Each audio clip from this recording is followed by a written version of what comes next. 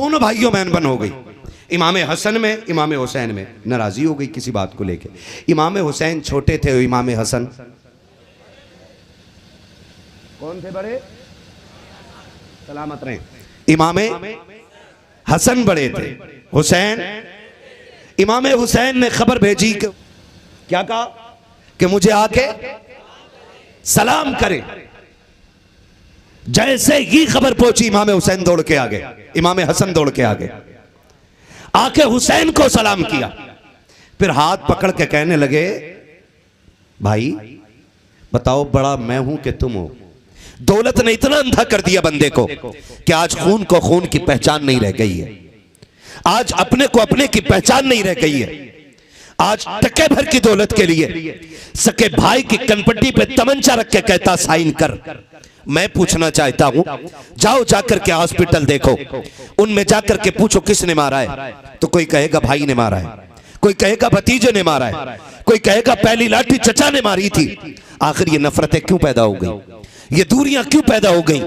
हमने तो इन्हीं रिश्तों को एक हवेली के अंदर इस तरह प्यार से पनपते देखा है, इस तरह प्यार से पलते देखा है, इस तरह प्यार से बढ़ते देखा था कि जब हम छोटे थे और एक भाई स्कूल से आ जाता था, दूसरे को आने में देर होती थी, अम्मा मुट्ठी बंद करके कहती थी ले तेरा बाप चीज लाया है, तो भाई मुट्ठी आगे बढ़ा के कहता था लाओ। इधर एक हाथ में चीज आती थी, दूसरे हाथ को फिर आगे बढ़ा के कहता था इसमें भी दिया जाए। माँ कहती थी तुझे मिल गया तेरा हिस्सा, वो कहता था माँ मेरा मिला है, अभी मेरा भाई स्कूल से नहीं आया है, उसका हिस्सा मुझे दो, कहीं ऐसा ना हो चीज खत्म हो जाए। जब तुम देर से आते थे तो यही भाई तुम्हारे आने के इंतजार में खाना नहीं खाता था, माँ कहती थी बेटे खाना गर्म है खा ले, यही कहता था अम्मा भी भाई नहीं आया है, जब वो आ जाएगा तब खाना खाऊंगा। जब तुम स्कूल से देर से आते थे, आपका सगा भाई आपके बगैर खाना नहीं खाता था, बाजार से कोई चीज आती थी, आपका सगा भाई आपके हिस्से की हिफाजत करता था।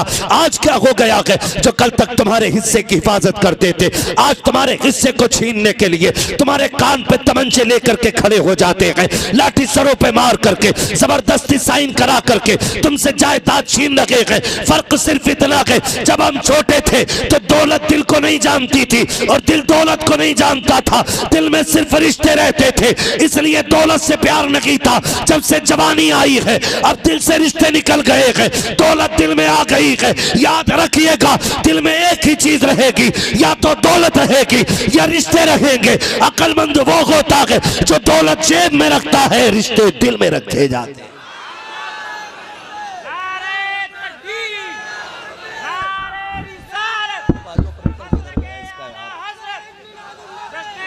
आवाज दो यार इसको।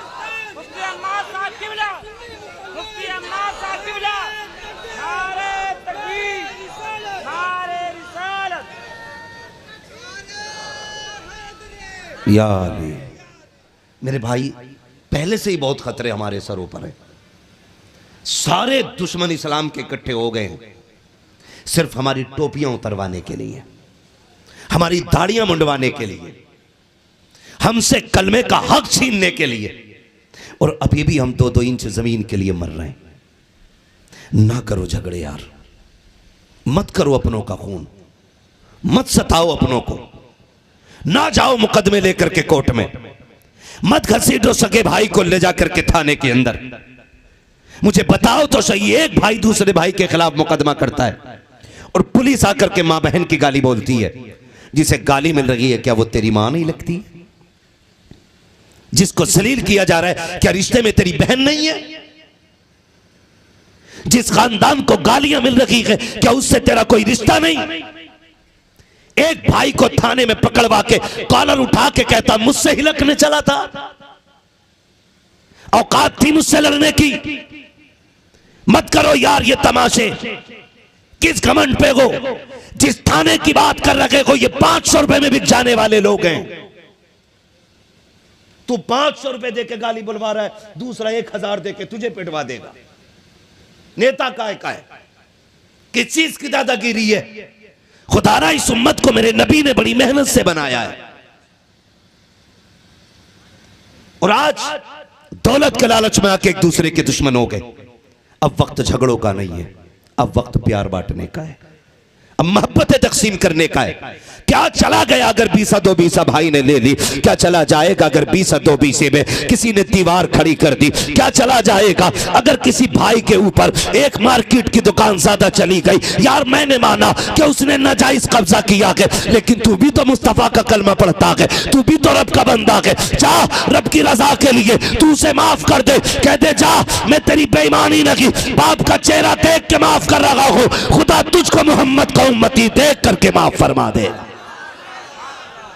बदलो। नारे तकबीर, नारे रिसालत, मसलके आला हजरत उलमाए अहले सुन्नत, मुफ्ती अहमद मुरादाबादी, मुफ्ती अहमद मुरादाबादी, नारे तकबीर, नारे रिसालत। हाँ, आज जरूरत है सफों के इख्तलाफात खत्म करें, मोहब्बतें बांटें। और हमारे झगड़े का है कि अगर किसी ने दावत नहीं की तो पार्टी अलग, अगर खाना नहीं खिलाया शादी में तो पार्टी से अलग। इतना गिर गया है मुसलमान, एक वक्त के खाने के लिए दुश्मनी की दीवारें खड़ी कर रहा है। उम्मुल मोमिनीन आयशा सिद्दीका रज़ियल्लाहु ताला अन्हा, सच्चे बाप की सच्ची बेटी, पारसा बाप की पारसा बेटी, जन्नती बाप की जन्नती बेटी, सुने फरमाती है कि हुजूर के विसाल के बाद जो सबसे पहली बिदअत इस उम्मत में आई है वो ज्यादा खाने की बिदअत आई है। हुजूर के जमाने में सहाबा कम खाते थे और आज खाने के लिए हम मरे जा रहे हैं। पहले लोग भूख से मरते थे, आज खा के मर रहे हैं। हाँ, पहले लोग बीमारी हो मिलती थी भूख की वजह से, आज ज्यादा खाने की वजह से बीमार हो रहे हैं। जाके डॉक्टर से कहो क्या हो गया, डायबिटीज, वो कहता खाना कम खाइए। शुगर हो गई, ये खाना कम खाइए। हाई ब्लड प्रेशर है, खाना कम खाइए। तो हम खाने के लिए मरे जा रहे हैं। एक प्लेट खाना नहीं मिले अलग पार्टी बन जाती है। एक बंदा दावत न खिलाए, ओहो जी उसने खिलाया नहीं, आज के बाद दुआ सलाम बंद कर देंगे, आज के बाद उससे मिलना जुलना बंद कर देंगे। ये भी तो हो सकता है जो बेटी की शादी कर रहा है उसके पास खिलाने का हिसाब ना हो। ये भी तो हो सकता है जिसके दरवाजे से आज बेटी रुखसत हो रही है उसने मुश्किल से बेटी की रुखसती का इंतजाम किया हो। क्यों तू एक प्लेट के लिए मर रहा है? अगर एक वक्त का खाना नहीं मिलेगा तू मर नहीं जाएगा। तूने मोहम्मद अरबी का कलमा पढ़ा है जिन्होंने सिर्फ खाना नहीं बल्कि कायनात को खिलाना सीखा है। और खुदा की कसम आज भी बरेली से आवाज आती है, कौन देता है देने को मुंह चाहिए, देने वाला के सच्चा हमारा नाम। उसकी उम्मत खाने के लिए मर गई है, उसकी उम्मत खाने के लिए मर रही है, उसकी उम्मत को रोटियों का लालच आ गया। निकलो, कह दो अब रिश्ते रोटी की बुनियाद पे नहीं मदीने वाले मुस्तफा की निस्बत की बुनियाद पे रखे जाएंगे। तैयार है इंशाअल्लाह? कई बार कहते मेरी मूंछ का मसला है जी, मैं सलाम नहीं करूंगा, मैं सलाम नहीं करूंगा। कमेटी हुसैनी है, सोहराब ने भाई ने भी पढ़ा हुसैन, इमाम हुसैन के ऊपर। उनसे पहले जो गुफ्तगू हुई उसमें भी करबला का तज़किरा था। आपसे पूछूं हमारे किरदार में हुसैन कितने हैं? खाली या हुसैन कहने से हुसैनी हो जाएंगे हम? खाली मौलाए कायनात का नाम लेने से हम मौलाए कायनात वाले हो जाएंगे? आज कह रहा जाओ जाके माफी मांग लो, कह रहा नहीं मांगूंगा। कहा क्यों? कहा मुझे शर्म आती है। कहा तेरा बड़ा भाई है तो क्या हुआ? कहा थप्पड़ तो उसने मारा था ना, मैं क्यों माफी मांगू? आज ये मूंछ आ जाती है। सुने, हसनैन करीमैन के दरमियान किसी शय को लेकर के अनबन हो गई, नाराजगी हो गई दोनों भाइयों में। बर्तन एक जगह होते तो खड़कते भी है, और इसका मतलब यह नहीं होता कि बर्तन घर के बाहर फेंक दिए जाएं। भाइयों में अनबन हो सकती है, इसका मतलब यह नहीं है कि जेलों में डाल दिया जाए। इसका मतलब यह नहीं है कि दीवारें खड़ी कर दी जाएं कि इसकी सूरत नहीं देखनी है। सोन, दौलत मेहनत से मिल जाती है, रिश्ते खुदा की रहमत से मिला करते हैं। तरस जाओगे जिस दिन भाई का जनाजा उठ जाएगा, मर जाओगे भाई लफ्ज सुनने के लिए जिस दिन भाई कहने वाला नहीं होगा। आज दीवार खड़ी कर लेता है बीच में ताकि इसकी शक्ल न देखनी पड़े। यह दीन नहीं है, इसको शरीयत नहीं कहते। आज एक मूंछ के लिए कहा मैं माफी नहीं मांगूंगा। क्यों माफी मांगू? ओ भाई, इससे भी बड़ा रोना यह है उम्मत के लिए, खुदा की कसम खा के कहता हूं, सगे भाइयों में अनबन होती है, सगे भाइयों में अनबन होती है। और अनबन के चलते मैं हर भाई से गुजारिश करूंगा, तुम्हारे घर के झगड़े हो तो घर वाले बैठ के फैसला करें, तीसरे बंदे को लाने की जरूरत नहीं है। जब भी फरीकैन के दरमियान तीसरा आएगा फसाद बढ़ेगा। और अगर लाना ही है तो किसी अल्लाह वाले को लेके आइए, वरना मैंने देखा है लोग लड़ा के फिर पंच बन के बैठते हैं ताकि हराम की चाय पीने के लिए मिल जाए। मैं इतना सख्त इसलिए बोल रहा हूं कि मुझे किसी की चाय से लेना देना कोई नहीं है। मेरे बाप कहते हैं बेटे हमेशा याद रखना, गरीब की हाय और अमीर की चाय से बचते रहना, इसलिए कि ना अमीर की हाय खाली ना गरीब की हाय खाली जाती है और ना अमीर की चाय खाली जाती है। ये याद रखना मेरी बात। मेरे बच्चों एक एक बात दिल पे लिख लेना, अगर न संभलोगे तो डॉक्टर इकबाल का वो शेर भी याद रखना, न संभलोगे तो मिट जाओगे हिंदी मुसलमानों, तुम्हारी दास्तां तक भी न होगी दास्तानों में। तुम्हारे घर के झगड़े हो ना, घर वाले बैठ के सुलझाइए। भाई भाई का मुकदमा है, दोनों बैठ जाए और कह दे चल यार जा, तुझ पे छोड़ दिया भाई, ये तो मेरा, ले ले जितनी चाहिए। मैं समझता हूं खुदा की कसम, अगर एक खून में इतनी गैरत होगी ना तो दूसरा इतना बेगैरत नहीं होगा जो तेरी छीन लेगा, कहता फिर कहेगा चुप, मुझे तेरी भी हराम की नहीं चाहिए, जिस बाप की कमाई तूने खाई है उसी की कमाई मैंने भी खाई है, अगर तुझे भी हराम की नहीं चाहिए तो जा, मुझे भी हराम की नहीं चाहिए। करके तो देखो यार, इतना काम करके तो देखो, लेकिन किया ही नहीं। गुड्डू तू फैसला कर दे, पप्पू तू फैसला कर दे, और पप्पू इतना चुगलखोर है उसके पास जाके बैठा, मानियो मत जल्दी से, आ गया घुटनों पे, बस नाक रगड़ने की देर है। इधर इसके पास गया, कह रहा पहले उससे बात कर ले, उससे कह रहा कितने में मान जाएगा, कह रहा मैं इसमें मानूंगा। कहा इतनी जल्दी, मानिए मत जब तक उसे घुटने पे ना ले आए।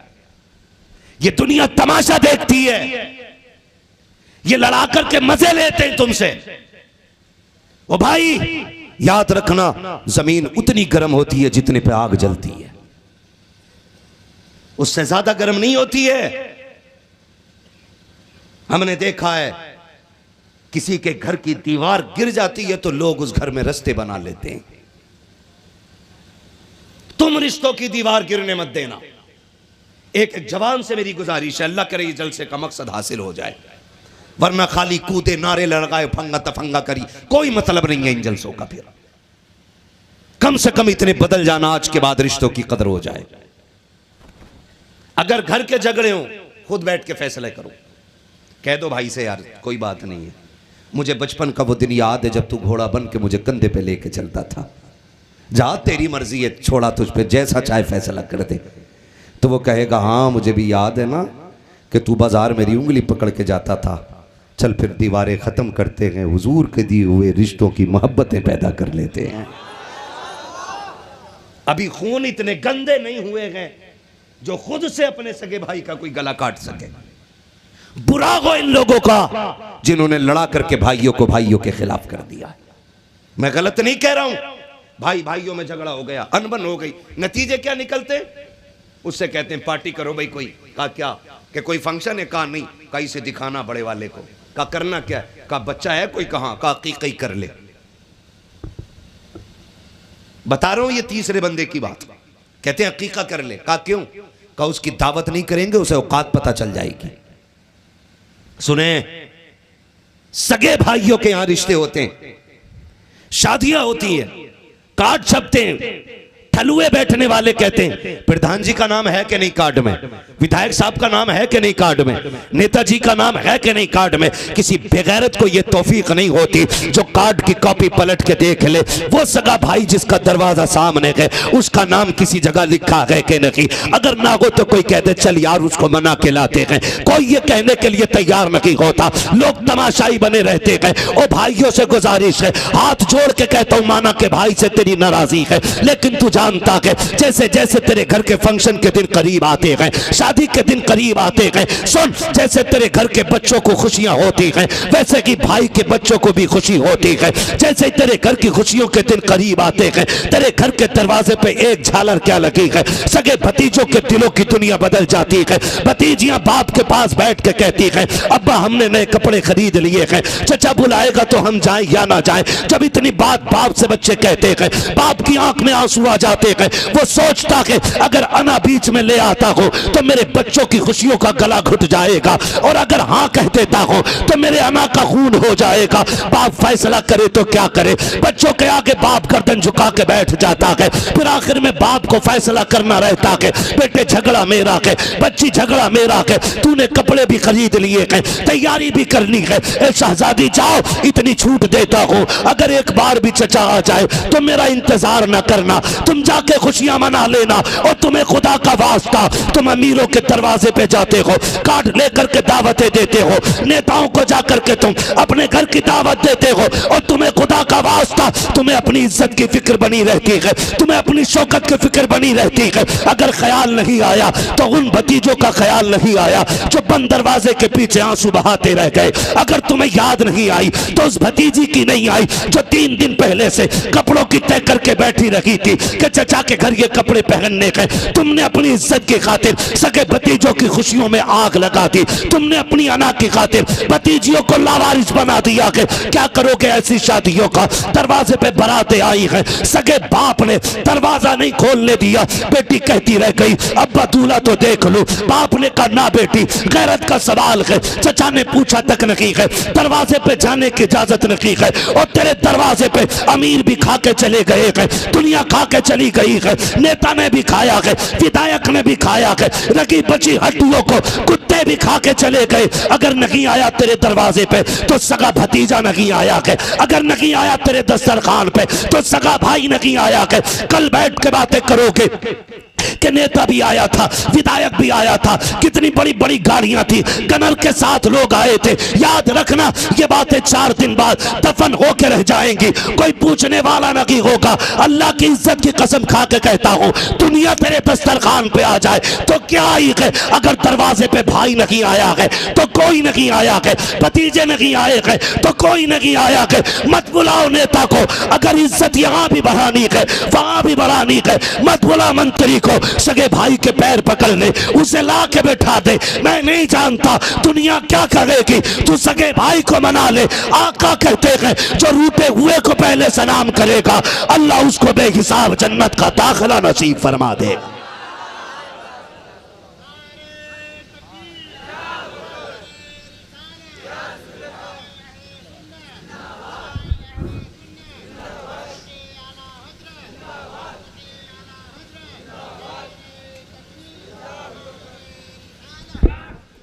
करेंगे इंशाअल्लाह, राजी करेंगे अपनों को। फरमाया गया अक्लमंद कौन है, किसी ने कहा जिसके पास LLB की डिग्री हो वो अक्लमंद है, किसी ने कहा जो IAS है वो अक्लमंद है, किसी ने कहा होशियार वो है जो IPS है।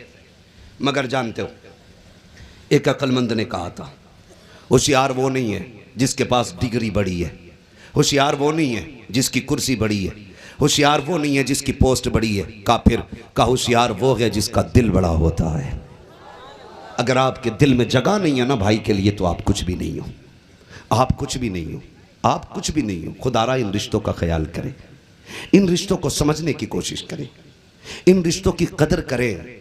मुझे आज बात याद आ रही है, बिलग्राम शरीफ अगर आप जाएं, आप जाके देखिएगा।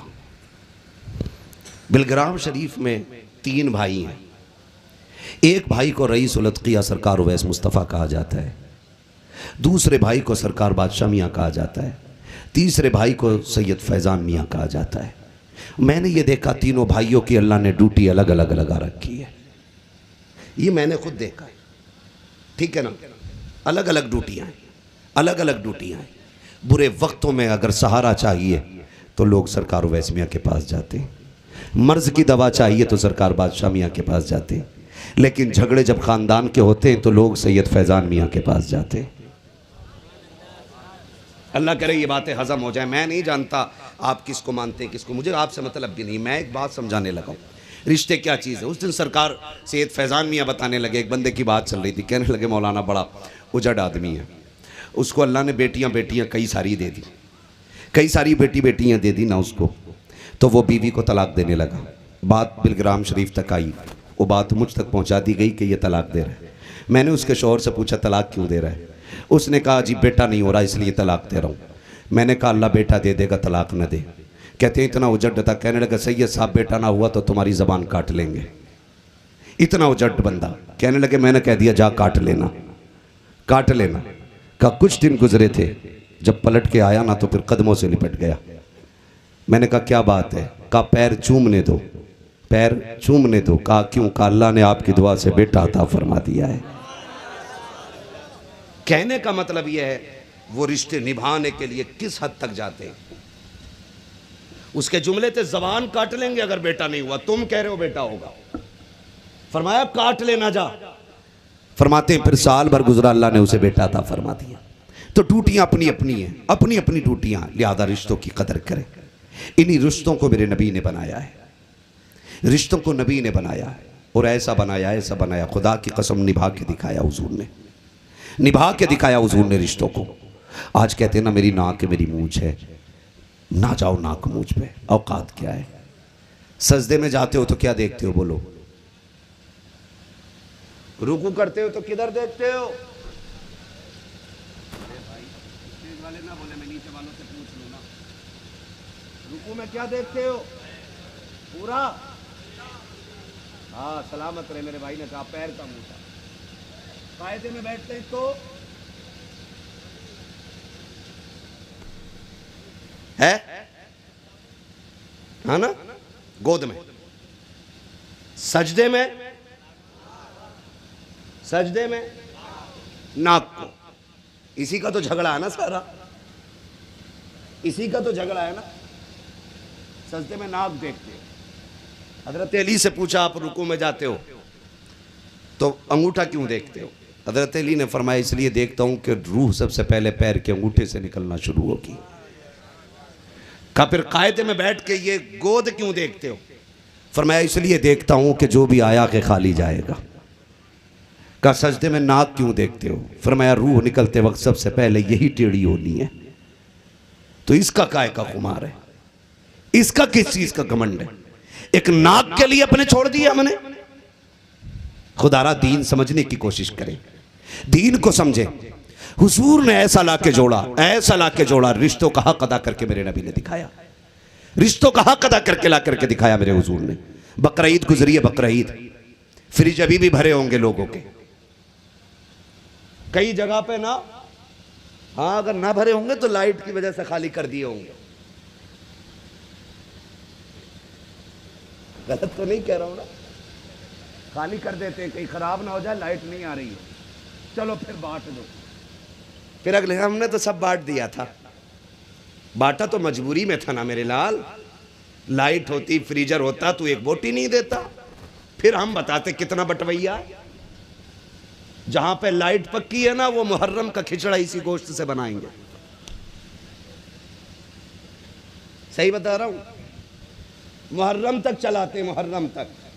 एक जगह गए फाता पढ़ने के लिए मुहर्रम में, नाम नहीं बताऊंगा जगह का, लोग नाराज हो जाते, कहते हमारा शहर बदनाम कर दिया। खाया ना, गोश्त में अजीब स्मेल थी। मैंने कहा भाई ये कैसा गोश्त है। उसने कहा बकरा ईद का है, और 10 तारीख को जाके मुहर्रम का खिचड़ा था। पूरे 1 महीने बाद उसी गोश्त का हलीम बना। इस कुर्बानी को लोग उस कुर्बानी से मिला देते। समझ रहे मेरी बात।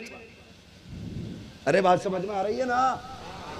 तो कुर्बानी में फ्रिज भर लेते, मजबूरी में बांट के फिर दीनदार बन जाते है। बचा हुआ दिया तो क्या दिया, मजा तो तब है जब अपने आगे का उठा के दिया जाए, तब मजा आता जब अपने आगे का उठा के दिया जाए।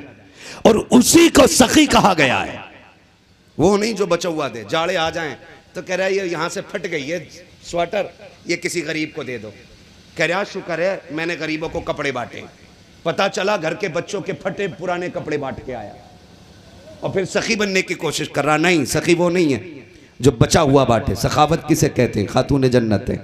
दस्तरखान पे बैठी हैं, साहिल आ गया है कुछ जो दे दे कोई।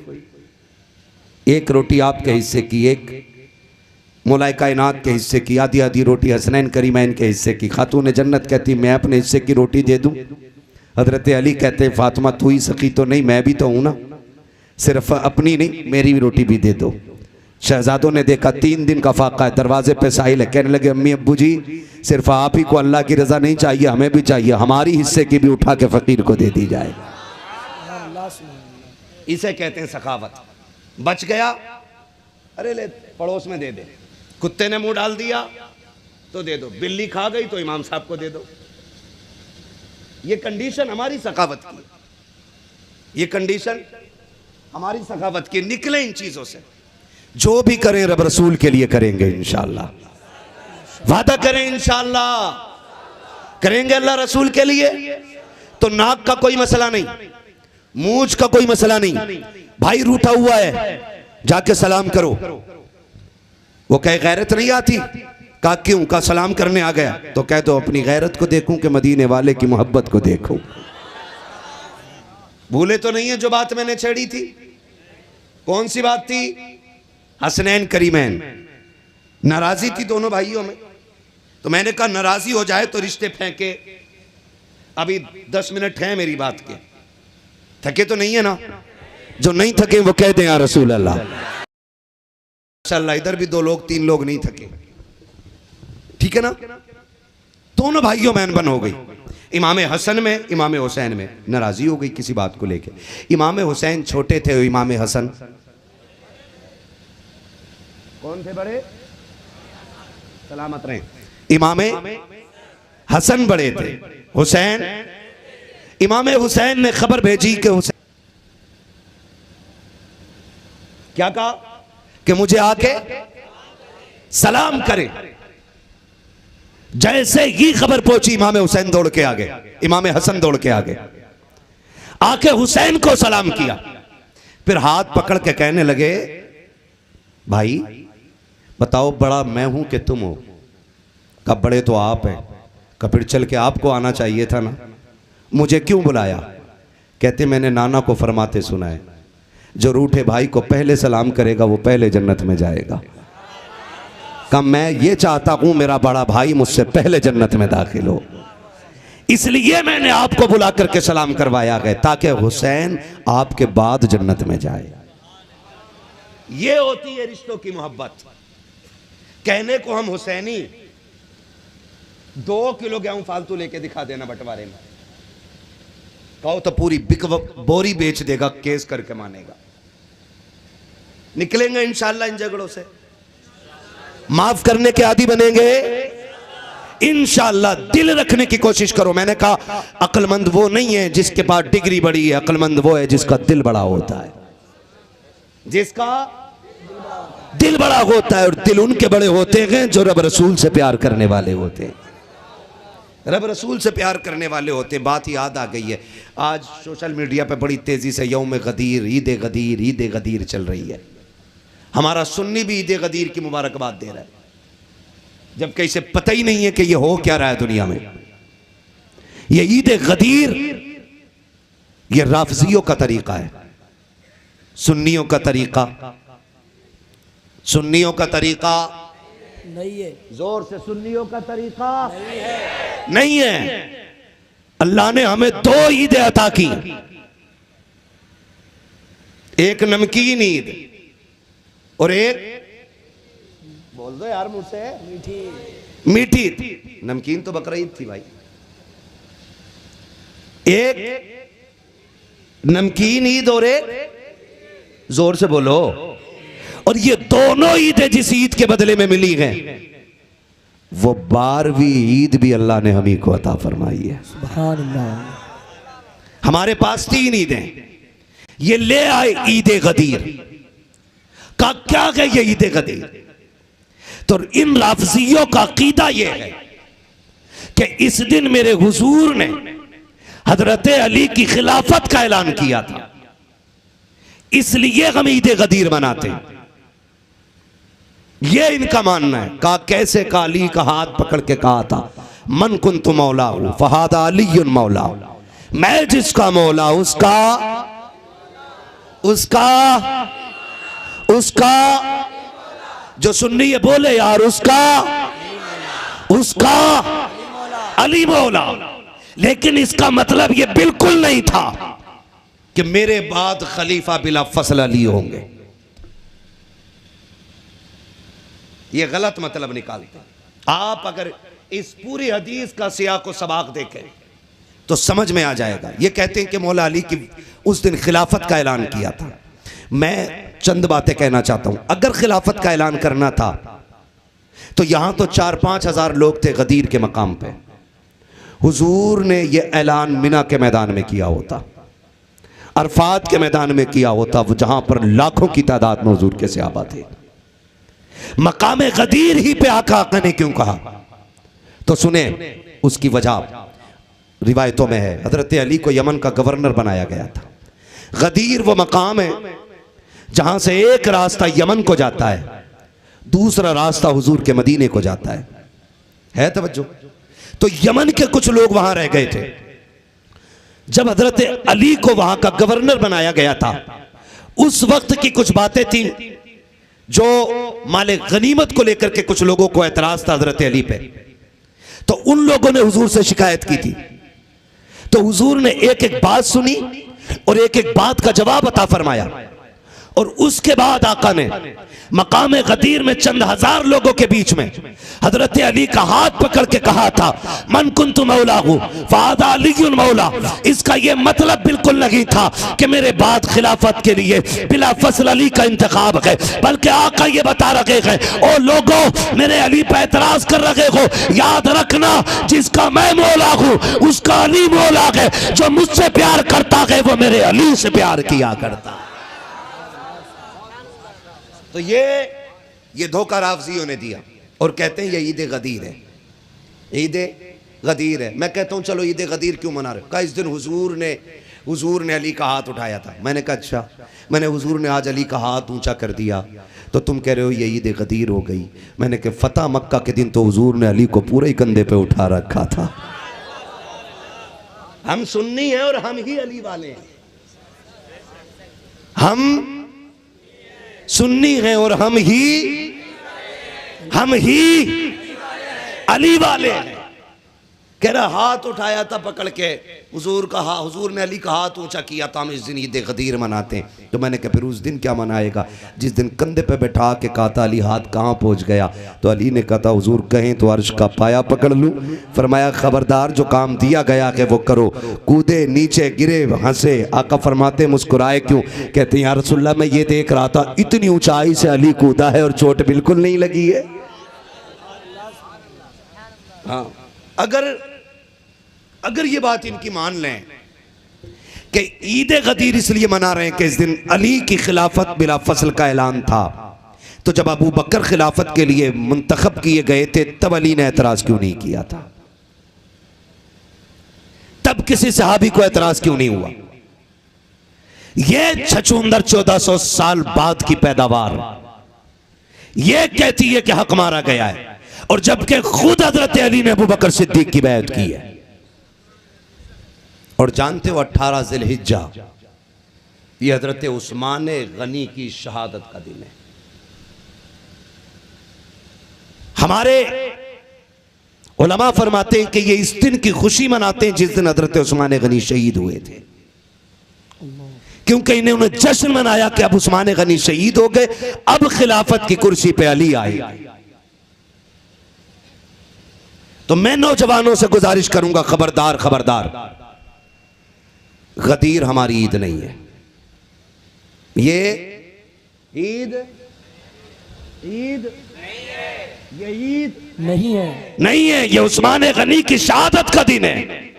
और उस्मान वो है जिसे रब ने ज़ुन्नूरैन बनाया है, और ये शान किसी को अता नहीं हुई है जो हजरत उस्मान गनी को अता की गई है। हुजूर की 2 बेटियां हजरत उस्मान गनी के निकाह में आई, और जब दोनों बेटियां फौत हो गई, हुजूर ने सीने से उस्मान गनी को लगाया, कहा यार उस्मान ये रब की मर्जी है, अल्लाह ने दोनों बेटियां ले ली हैं। उस्मान दिल थोड़ा ना कर, मैं भी रब की रजा पे राजी हूँ, तू भी रब की रजा पे राजी हो जा, लेकिन अगर मेरे दिल की बात पूछे ना तो मेरा जी तो ये कहता अगर 100 बेटियां भी होती तो मोहम्मद एक एक करके सारी तेरे निकाह में अता फरमा देता। ये शान अल्लाह ने हजरत उस्मान गनी को अता फरमाई है। और ऐसी शहादत नहीं है, आम शहादत नहीं है। करबला में कितने दिन की प्यास है? बोलो, कितने दिन की? सलामत रहे, कितने दिन की? 3 दिन। बात तो यही है ना, मैं आपका डर समझ सकता हूँ। मौलवियों ने मसाइल इतने उलझा दिए हैं कि वो बात जो बाप दादा से हमें पता थी अब उसे भी बोलते हुए डर लगता है। आ रहा है मुहर्रम, कुछ गीदड़ निकल के छछूंदर आके कहेंगे करबला में कुछ हुआ ही नहीं था। कोई आके कहेगा पानी बंद नहीं था, कोई आके कहेगा गुस्ल करके गए थे, कोई कहेगा पानी ही नहीं, पानी की कमी नहीं थी। तो कौम पूरी मुश्किल में आ गई है। इन छछूंदरों के चक्कर में ना आइए, वो मानिए जो बरेली के अहमद रजा ने बता दिया है। और मेरे इमाम ने लिखा है कि 3 दिन के भूखे प्यासे शहीद किए गए। जब आला हजरत ने यह लिख दिया तो किसी छछूंदर वाले हजरत की नहीं मानी जाएगी। मानोगे? मानोगे इनकी? तो कितने दिन की प्यास थी? जोर से, कितने दिन की? 3 दिन की प्यास थी। कब से पता है ये? सुभान अल्लाह। कब से पता है? बचपन से। मदरसे ने बताया? नहीं, मदरसा बाद में गए। ये बात हमें चूल्हे पे हमारी माँ ने सिखा दी थी। हमारी माँ ने हमें करबला के वाकयात बता दिए थे। हमने मदरसा मकतब बाद में देखा, माँ की गोद में ये सीख गए थे कि करबला में 3 दिन के भूखे प्यासे शहीद हुए। उन्होंने किससे सीखा था? उन्होंने अपने माँ बाप से सीखा था। उन्होंने किससे सीखा था? उन्होंने अपने माँ बाप से सीखा था। अब इस पे दलील चाहिए तो याद रखिएगा, इसके मोतबर होने के लिए इतना ही काफी है कि हर आम और खास को यह बता गए कि करबला में 3 दिन की प्यास मौजूद थी। मानते सारे लोग इस बात को? जो नहीं मानते ना माने, उठे और यजीद की झोली में बैठ जाए जाते। हमें क्या फर्क पड़ता? हम हुसैनी थे और हुसैनी मेरा इमाम कहता तेरी नस्ल पाक में है, तू है ऐने नूर तेरा। क्या बात है। आज पाला बरेलवियों से पड़ गया, पक्के बरेलवी। सलीम भाई हैं? चले गए ना। अगर हम शायरों से पहले बैठ जाए तो नाराज होकर भाग जाते हैं, और शायरों के बाद बोले तो पढ़ के भाग जाते हैं, है ना। एक जगह लोगों ने सोचा यार तकरीर करानी है, जागते हुए लोगों में करा दो, थोड़ी सही बातें बोल देगा, लोग समझ लेंगे। तो शायर साहब कूद के भाग के, नहीं पढ़नी मुझे नात। ऐसा लगा जैसे मिर्गी का दौड़ा पड़ गया हो। मौलवी पहले बोले तो भाग जाते, बाद में बोले तो भाग जाते। राजी किस बात में हो गए यार? तो समझ रहे मेरी बात? मैं आपको बताऊं, आपने हक अदा कर दिया। सिर्फ मिंबर वाले नहीं, ये नीचे वाले भी हुजूर की नात पढ़ना जानते हैं। और याद रखिएगा, नात खां वही नहीं है जो पूरा कलाम पढ़ के हटे। जो एक मिसरा भी पढ़ता है वो हुजूर का सना खां कहलाया करता है। मैं तो इसलिए कहता हूँ, आ गए आप माशाल्लाह। हाँ, दावत दे दी थी, यही काफी था। मैं समझ सकता हूँ उसको छुट्टी न मिली जिसने सबक याद किया। अक्सर जलसा कराने वाले जलसा सुन नहीं पाते। एक मौलवी को लेके आ रहे हैं, एक को लेके जा रहे हैं, किसी को खिला रहे हैं, किसी को सुला रहे हैं, किसी को पिला रहे हैं, किसी को छोड़ के आ रहे हैं, फिर उसे चाय पिला रहे हैं। बेचारे का पूरा जलसा ऐसे ही निकल जाता है ना। कह दिया करो खाना या तो 10 बजे मिलेगा या फिर 2 बजे मिलेगा, ताकि हम भी सुने जिसने मेहनत की है। ये रखो उसूल, ये नहीं कि हम 3 बजे खाएंगे, हम 1 बजे खाएंगे। एक बार खिला दो, वो जलसा जलसे की तरह किया करो। तवज्जो है सारे लोगों की? मैं अक्सर कहता हूँ नौजवानों, हुजूर की नात पढ़ा किया करो। खेती करते हैं तब भी एक आध मिसरा अगर याद है तो पढ़ें। हल चला रहे हैं तो हुजूर की नात पढ़ें। खेती कर रहे हैं तो हुजूर की नात पढ़ें। खुरपा चला रहे हैं तो हुजूर की नात पढ़ें। हजरत अली की शान ये थी, मजदूरी करने जाते थे, फावड़ा चलाते थे, सूरह यासीन पे पढ़ा करते थे। किसी का बाग सैराब कर रहे हैं, रस्सी खींच रहे हैं, ढोल पानी चला रहे हैं और सूरह रहमान की तिलावत हो रही है। कभी किसी ने देखा ही नहीं अली मजदूरी करता हो कुरान ना पढ़ता हो। फिर लोगों ने कहा लो हुसैन नेज़े पे कुरान पढ़ गया।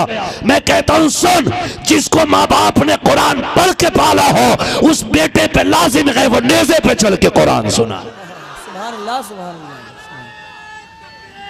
अल्लाहु अकबर, या रसूल अल्लाह। अली अली अली अली या हुसैन। अली अली अली अली अली अली अली अली अली अली अली अली अली अली अली अली अली अली अली या अली। खैरियत है सारे लोग? तो पढ़ा करो, हल चला रहे हो ना पढ़ो। सरवर कहूँ के मालिक को मौला कहूँ तुझे, बागे खलील का गुले ज़ेबा कहूँ तुझे। ये तो सभी को एक एक मिसरा कम से कम आला हज़रत को याद होगा।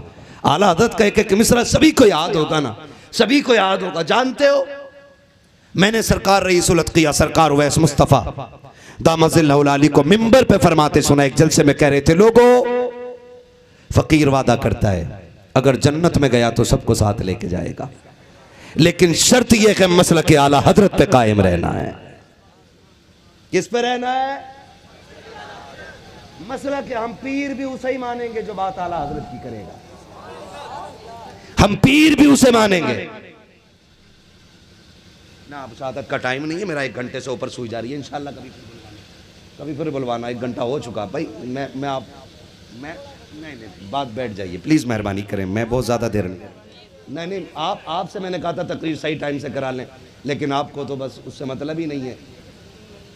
आप बैठ जाइए मेहरबानी करें। तवज्जो है सारे लोगों की। खुदा आपको सलामत रखे। खैरियत है? मैंने कहा कि कम से कम एक एक मिसरा याद होना चाहिए। करेंगे एक एक मिसरा याद? और मैं नहीं समझता इस मजमे में कोई ऐसा बैठा हो जिसे नात का एक मिसरा याद ना हो। सभी को एक एक मिसरा जरूरी याद होगा। मैं कहता हूं तो हल चलाओ तो नबी नबी करो, खेती करो तो नबी नबी करो, मजदूरी करो तो नबी नबी करो, किसी के घर पे काम करो तो नबी नबी करो, पानी चलाओ खेत में नबी नबी करो। ज़रूरी नहीं है पूरे कलाम वाले ही हुजूर के सनाखा कहलाएं। मैं कहता हूँ हर नौजवान नात का आदी बन जाए, हर जवान को नात पढ़ने की आदत हो जाए, ताकि क़यामत में जब आवाज़ लगे हस्सान किधर हैं तो हस्सान आए और आकर के हुजूर की नात पढ़ें। फिर उनके पीछे